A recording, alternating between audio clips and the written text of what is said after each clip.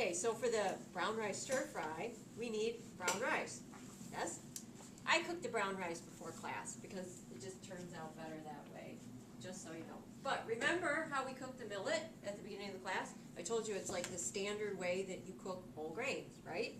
And it's also written right there in your recipe. So what's the first thing we do when we cook brown rice? Put the brown rice in the pot, and then add what? Water. And then add the water, and then what? High temperature. Bring it to a boil, 1 to 2 minutes. And then turn it down. Lowest heat, cover it and simmer. Yay! So once the brown rice is done, that's what it looks like. And I check it by just moving aside some of the brown rice, and I can see all the water's been absorbed. Who here eats brown rice every day? I don't know. My son makes it. He's into other stuff. He makes it in a ricer. Oh, that's fine. My mom has one of those, and she makes her brown rice in there too. Okay, so brown rice is one of the most popular eaten food on the whole planet. And we as a population, as humans, eat more brown rice than anything else. But here in America, I don't know what's wrong with the average American diet. Where's it at? I don't know. So whenever somebody wants to start eating healthy, and they ask me what's the first thing they should do, my answer has always been the same. It's never changed. Eat brown rice. Just eat brown rice. That's the first step. I always tell people, and if you listen to my radio show, that eating healthy and everything is a journey. You take one step after another. The first step, eat brown rice. Eat brown rice 3 meals a day, 7 days a week. That's your first step. Before I even eliminate anything out of your diet, like sugar, terrible, I'm going to tell you to start eating brown rice. It was the first thing I did 25 years ago when I switched over my diet. I couldn't believe the difference. I mean, I was relatively young at the time. I didn't have that many problems, but it still did a tremendous thing. I'll give you a testimony. I'll tell you the story. I gave lectures at the Westland Library a couple years ago. I wasn't able to cook. I could just talk, and I talked about topics like healing cancer, healing arthritis with food. And I had two friends that came, and they were the sweetest ladies, and they came to all of them, and they thought it was great and everything.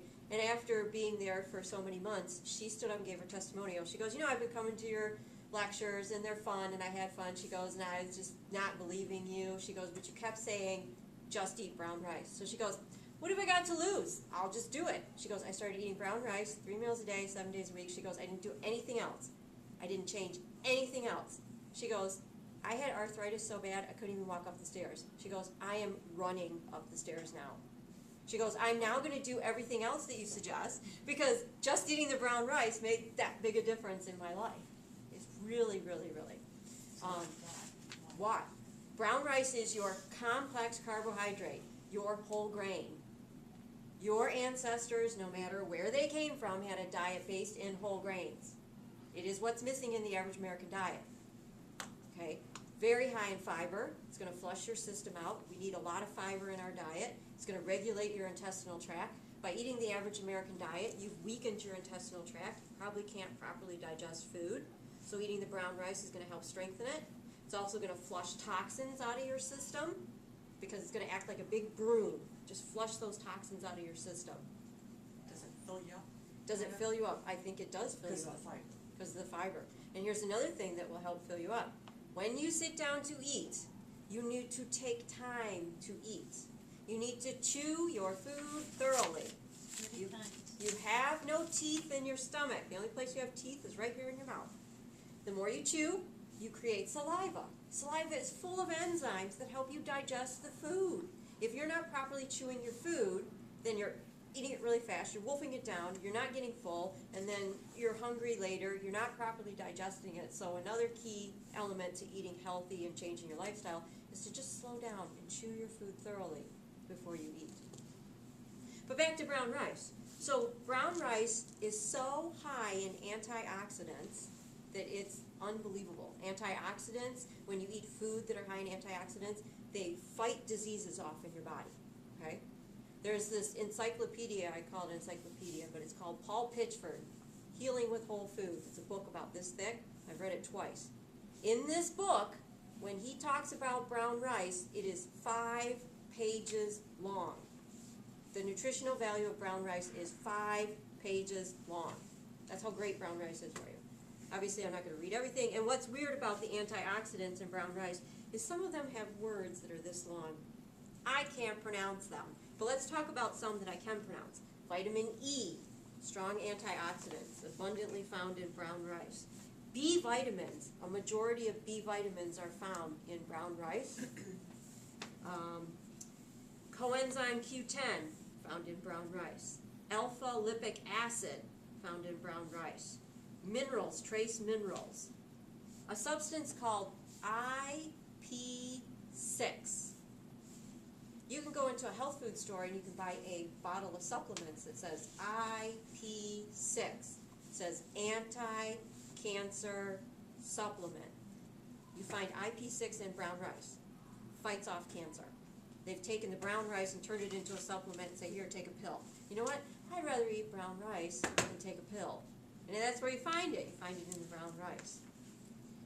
So brown rice is what builds your body, full of antioxidants, fight off diseases, high in fiber, flushes toxins out of your system, releases glucose very slowly to give you long, sustainable energy, right? That's what brown rice does, right? That's why it's the ideal food for you to start on your journey to start eating it every day. For this recipe, I used short grain brown rice. I like the short grain. It's chewier. I think it's a little sweeter. It is the signature brown rice of winter time, so it will be more warming to your body when you consume it, when it's freezing cold outside. Can you use the long grain rice? Yeah, you can. But I chose short grain because it's wintertime and because it's chewier.